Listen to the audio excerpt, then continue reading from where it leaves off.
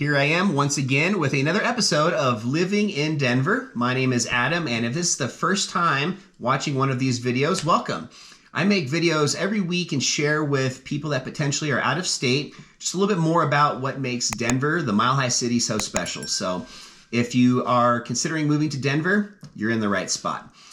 If you haven't yet, my email, my phone number, and website are listed down here below. Feel free to reach out at any time if you're ever interested in connecting so I can just learn a little bit more about what you're looking for and hopefully provide some value to you and share a little bit more about why I've chosen to live in Denver, Colorado for my entire life, 40 years. So let's get started. Today I'm going to be sharing with you guys some of my favorite neighborhoods in Denver, Colorado. So you're not going to want to miss this. I've got some really fun historic facts as well as just some really good information if you're somebody that maybe doesn't know too much yet about Denver. So you're not going to want to miss it. Stay tuned.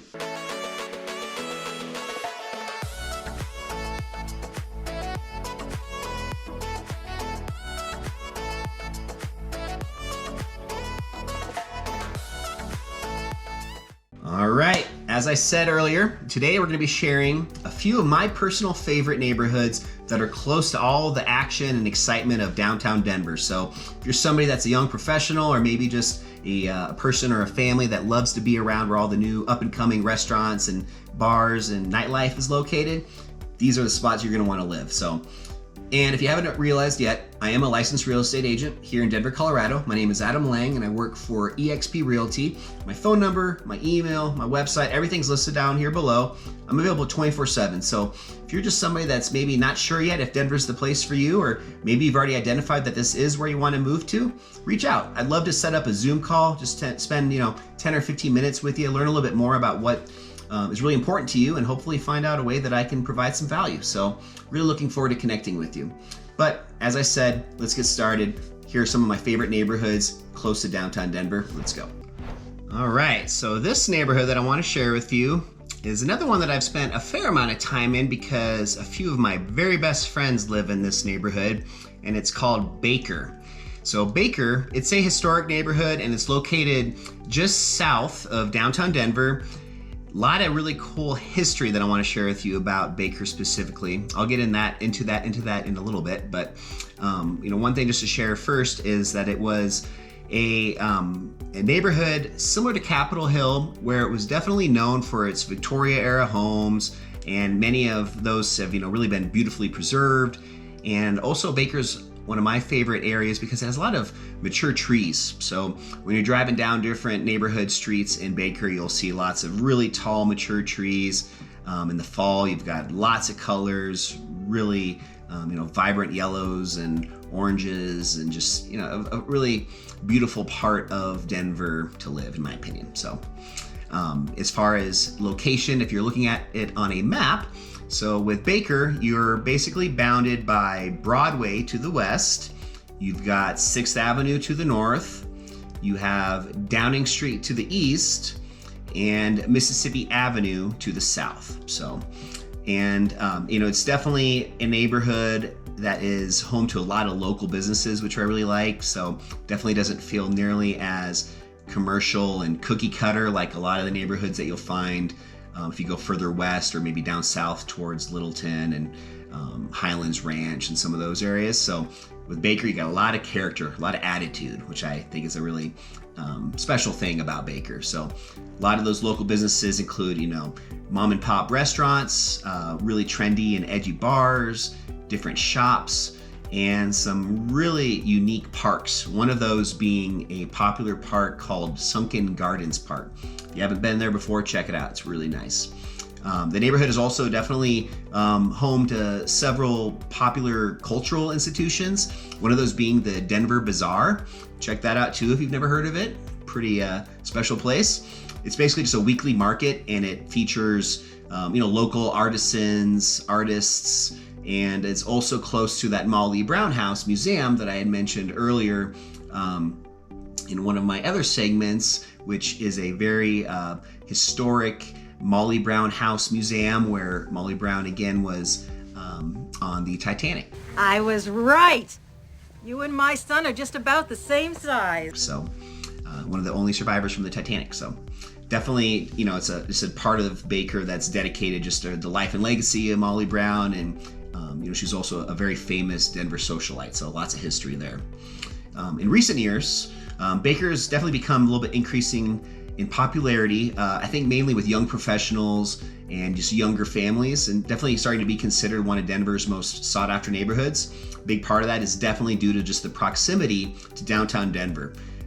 Similar to a couple of the other neighborhoods that I've mentioned, it is so conveniently located for nightlife, but also for a lot of the parks and even the different sidewalk and paved path systems and networks that we have, where you can hop on one of these and on your bike with your kids or with your girlfriend or family, whoever you're with, not have to worry about cars getting in your way, or you can just kind of go and not have to worry about that kind of stuff. So from a perspective of safety, I think it's a really nice location because you have a lot of that just very easily accessible from where you're at. So I mentioned just the proximity to Denver.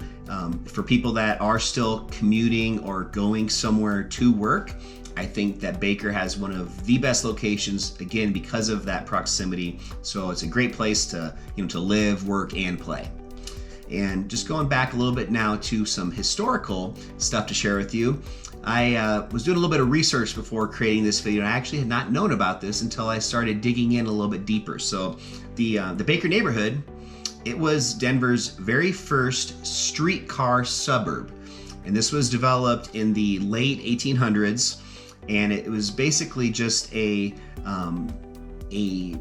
form of transportation before the automobiles were invented. So the streetcars in this Baker neighborhood specifically were a very important part of the reason why Baker started to become more developed as a suburban area. So the streetcars, they were operated by, it was a company called the Denver Tramway Company, and they were basically the main public transportation provider in Denver during the 19th and the early 20th centuries.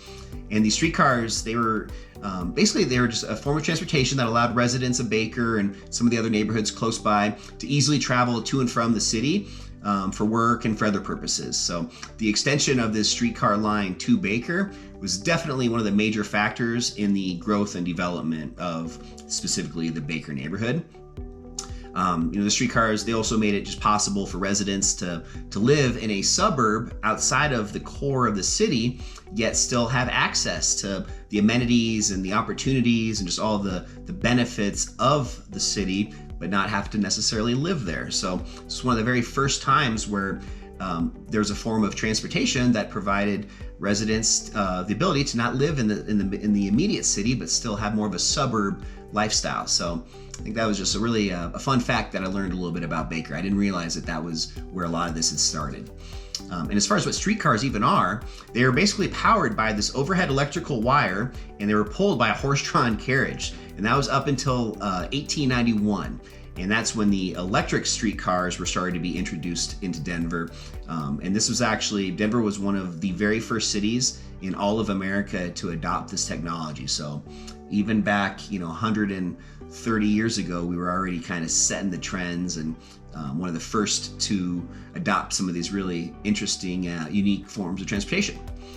So the streetcar system, a couple more things about that. So it was very extensive as far as the lines running throughout the city, and it was definitely connecting not just Baker, but a few other neighborhoods as time went on, connecting those neighborhoods to the city center. So this was definitely one of the main reasons why Denver started to really expand and very quickly adapt to some of these neighborhoods and communities just outside of the city center, some of these suburbs. These streetcars were definitely a very popular form of transportation, and this Denver Tramway Company, it was basically coining themselves as the largest streetcar system in the United States. So not only were we one of the first, we also had one of the most extensive.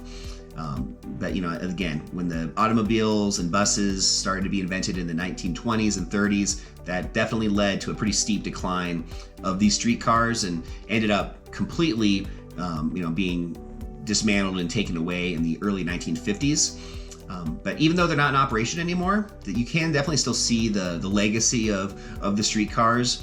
There are definitely a few side streets and just different parts of the Baker neighborhood where you can still check out kind of the remnants of what's left from all of this. So you can't find them in very many places, but you definitely can see some of the old tracks and just kind of see some of the aftermath of one of the very first streetcar suburbs in the world. So just want to share also just a couple, again, being a 40-year Colorado native, a couple of my local favorite spots in the Baker neighborhood. If you guys like sushi, one of the best sushi spots in all of Denver, it's called Sushi Den. Definitely check that out. There's also a really kind of different place called the Family Jones Spirit House. Makes some really good mixed drinks, just kind of artisan cocktails. Check that out if that's something that interests you. And there are also some really nice parks in Baker. So we have Garfield Lake Park, we have Lincoln Park, and another really good one is South Platte River Trail. So talking again about this infrastructure of trails and paved trails for you to ride your bike on and not worry about cars. The South Platte River Trails, again, a really good option for that. You can go all throughout Denver, all the way even down to Cherry Creek, or you can just get all over the place without ever having to stop for a stoplight or worry about a car. So really cool. As far as education, we've got Baker Elementary School and also Baker Middle School, which are both up and coming schools. Definitely worth checking out if you have young kids and interested in the school districts. And as far as just some real estate stats, the end of 2022, we had the median listing home price at $700,000, right on the dot, which was about $460 for the average price per square foot, and pretty similar to a lot of the areas kind of in this downtown and the surrounding neighborhoods. Average days on market for Baker was at 26. So to kind of sum all this up, if you're somebody that potentially still needs to work in downtown Denver, you still need to commute to work, and you potentially do have a family, or at least are somebody that is an active person that likes the easy accessibility for parks and hiking and just outdoor activities, the ability to jump on a scooter or grab an Uber and within a couple minutes be at some of the best live music venues in the state, definitely check out Baker. A couple of my best friends live there. I spend a lot of time here, and it's still today one of my favorite parts of Denver, one of my favorite neighborhoods. So check it out. Hopefully you got some value out of this, maybe even learned a thing or two with some of those history facts that I shared with you. But again, what I wanted to just leave you with more than anything is that I am a licensed real estate agent here in Denver, Colorado. My name is Adam Lang with Adam Sells Denver and EXP Realty. I would love to connect with you. So even if you're not sure if Denver's the place for you, reach out to me. My phone number, my email, my website, everything's listed down here below. And just shoot me a message and let's connect. We can also set up like a quick 15-minute Zoom call and just get a chance to learn a little bit more about what your interests are and what is maybe motivating you to consider moving to the Mile High City, Denver, Colorado. I would love to learn how I can provide more value to you. So with that being said, look forward to talking to you guys soon, and I'll see you on the next episode of Living in Denver. Talk to you then.